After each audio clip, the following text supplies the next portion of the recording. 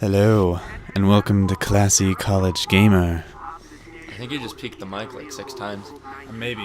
Alright, hi guys, welcome back. It's been a while. We had actually recorded a bunch of other episodes, but due to some technical difficulties, we were not able to post them. Basically, you couldn't hear our pretty voices. Yeah, the problem was, I guess I forgot to hit the mic live button. But we're back, and it's gonna be a good old time, as Absolutely, usual. we're back. Except now, as always, because we keep switching off. Yep, and so mine is at 8, which I am not a fan of. And mine was at 2. Which definitely not a fan. So, my name's Eric.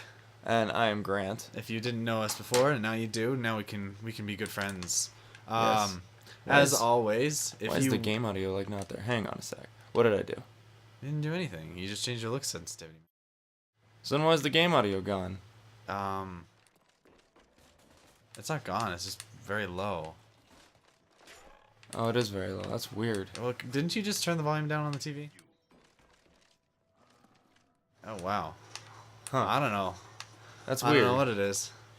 So, again, it seems like technical difficulties, except this time you can hear us and not the game. But, not to be this guy, but I think we're a little bit more important than the game.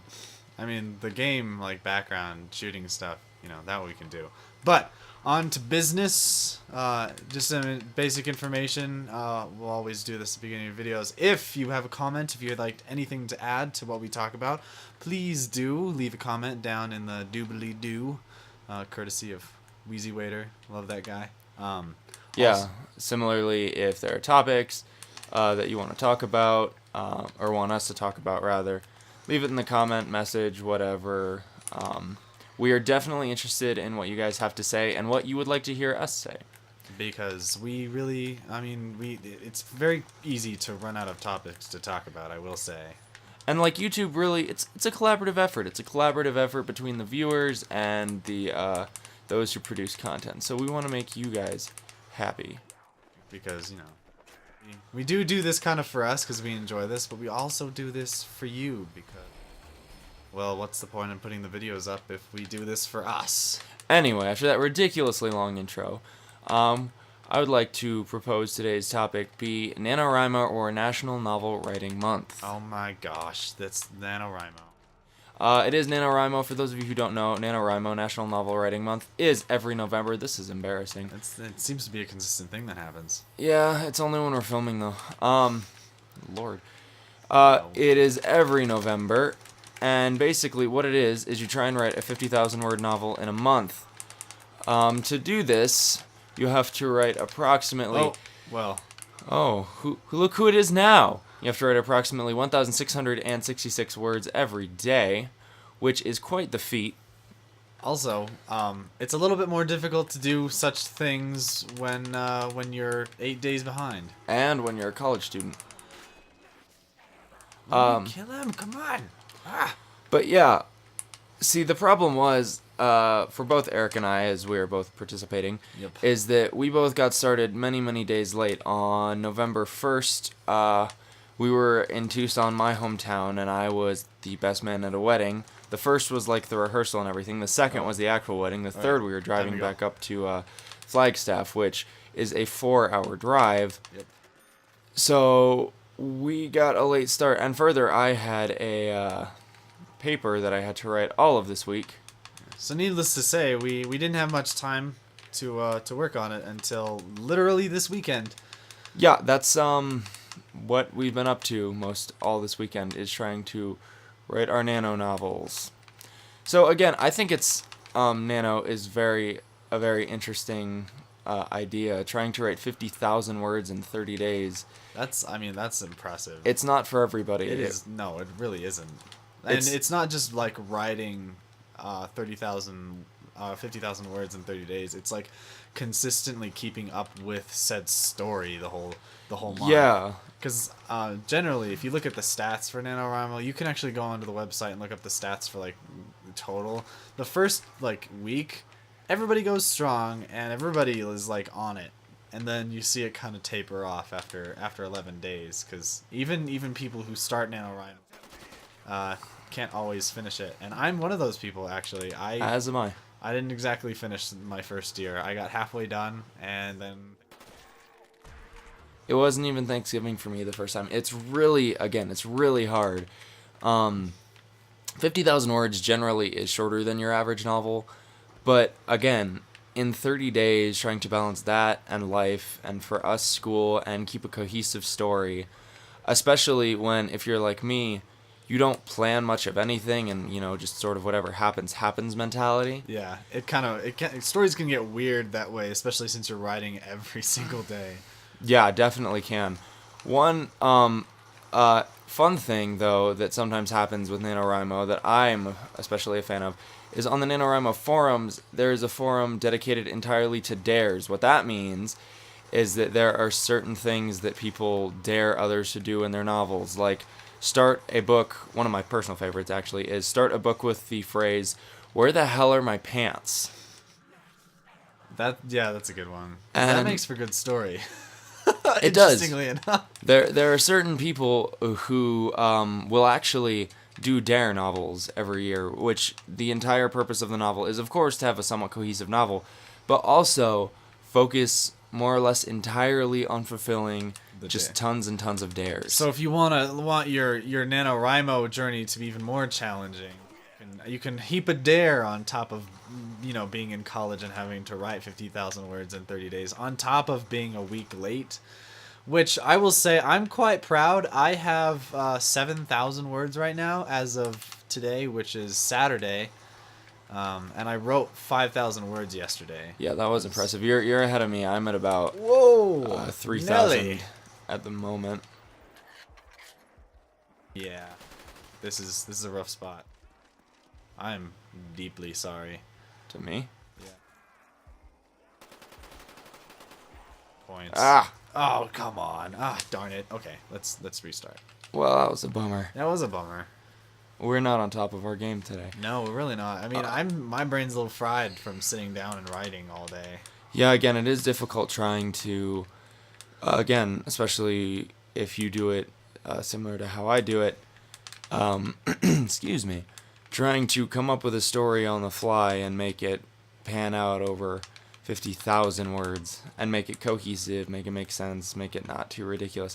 However, I would actually like to disagree with what you said about making it more difficult with dares. I mean, it can potentially be more difficult, but I think the dares in some ways can help you kind of funnel and focus your story. Yeah. Well, I mean, if you didn't have like an idea picked out when you start out, dares can definitely help. And I guess if some of the dares have like certain plot points you have to hit, like certain things have to happen to your characters, it can give you focus to be like, okay, so at this point this is gonna happen. So I do agree to some point, but if it's like you have an idea and you have something you want to do, it might add a level of complexity and difficulty. It definitely can, but again, I mean, for me in particular, it kind of helps because I take a dare and it's usually something inane and crazy that you have to work into your book, and I say, okay, how can I make this truly make sense in context of the story? Kind of like yesterday, we had a little conversation. You want to talk about it? It's got a little that's up to you. NSFW, not safe for work here.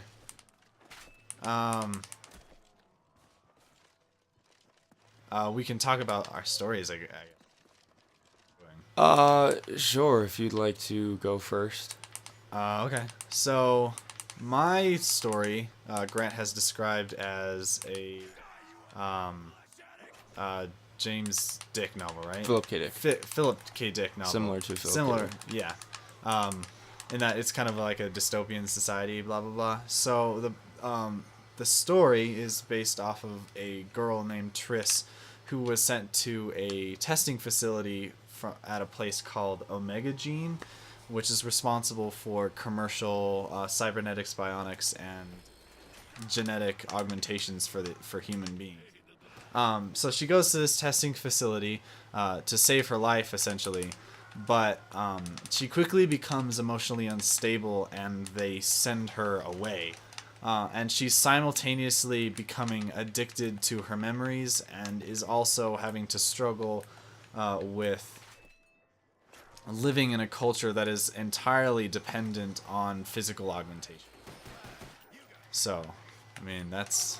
I think you should go into a little bit more detail about what you mean by addicted to her memories. So she has implants on her back, but it also controls like some basic neural function. And so along that vein, she can control which part of her brain is being stimulated. And she misses her family a lot. So what she'd do is before the story starts, what she was really prone to do was stimulate the emotional and memory centers in her brain, which are the amygdala. And she would basically be comatose for a number of hours and basically relive all of her memories. And it becomes her only way to escape the world that she lives in. And so she becomes increasingly dependent on those memories. If that's an okay description, I don't know. While I'm shooting things. Oh, yeah. Mine will not make a lot of sense because it's actually... Really, this is more for me than for a reader audience because my book is called Beyond the Stars, Tales from the Bullet Eagle, which will make absolutely no sense to almost anybody. What it is I started a book for NaNoWriMo in 2009 that I never finished called The Man in Cabin 4. And which, by the way, is an awesome title. Oh, I should probably add that the title of my NaNoWriMo book is The Secret to a Perfect Body. Oh yeah, which I really like. It's I think it totally works with the story the subject matter. But anyway. Anyway, so basically my story is more for me in that a lot of what's going to happen in this novel is backstory for many of the characters in The Man in Cabin 4, because I wrote it and I do enjoy the story. I really did, and I will be honest and say that I did not finish for Nano, and it's still not finished, and it's because I put it down for a while and I couldn't, to be honest, I couldn't quite remember what I was going for, and it's because as much as I enjoyed the universe that it was set in, I felt as though I hadn't fleshed it out well enough, which is basically what this book is meant to do for me, is to flesh it out and better hone where I want to go, who all the characters are, what they stand for, why they are the way they are. It's essentially a big book of backstory. It's like a chronicle. Yeah. Kind of, yeah. Oh, it's darn it. Oops, on my end. It's well, it really is. It's and again, at present at least, it's really for no one but me. I mean, I guess if you didn't know all the characters and who they were, I suppose that would be true. But some of the stuff that you've written so far is just, it's so cool, and just how absolutely messed up it is. Yeah, I guess I will give a little sneak peek. It essentially, similarly, mine is set. Let me pause and say that this novel is actually a collection of short stories that revolve around the main characters from The Man in Cabin 4. And the first one that I am presently writing is set again in a dystopian Earth where corporations have become so powerful that they have essentially become the government. Let's go upstairs. Yeah. I meant this upstairs. It's in the... Oh, it is upstairs. Yeah. Okay. The corporations have essentially become the government, and they control everything. And as such, their political agenda is only to forward their own business means. And so they want to keep as many humans there as essentially their slaves working for them as possible. So they keep people from traveling away to space, which is the only escape, by giving them such low salaries that they can never buy passage, and also by saying that it's treason to try and escape in any way. And so I'm good. The punishment for trying to escape. Why would I want? The punishment for trying to escape Kind of gross. is having one's tongue cut out and being sent to work in the lower crust mines, which are several miles under the Earth's surface. And it is so dark down there. Eric has actually heard this. He and I were writing together the other day. Horrifying. And because it's so dark down there, people tend to lose their eyesight, and because their eyes no longer have a use, they develop this milky film over them. So imagine sort of mole people with white films over their eyes, almost like they have no eyes. And because they are so low, or they're so far beneath the crust, they're in such an oxygen-deprived environment that their brain functions slowly start to slip away as well. But they can still feel these innate... shoot. You're in a bad place. I know I am. These innate senses like fear and love and agony. So a lot of times they will fall asleep because they're forced not only to work but also to live in these environments. And Come on, you got me. And because their brain functions lose them, they will a lot of times dream about their families and their former lovers, but they won't know who they are. So they'll cry out in their sleep, trying to as a way of solidarity almost.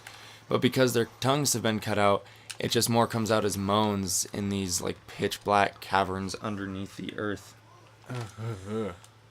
And at some point, two of the main characters are going to get trapped down in those mines with those people. And it's going to be so much fun to write and absolutely terrifying to write. I know. It was harrowing for me to listen to him describe this. I wasn't even reading it, but just listening to him describe it, it was just, oh my gosh. It was terrifying. It really was. It was a disgusting thing to write, honestly, but I mean... That's the way the world works, I guess. Yep.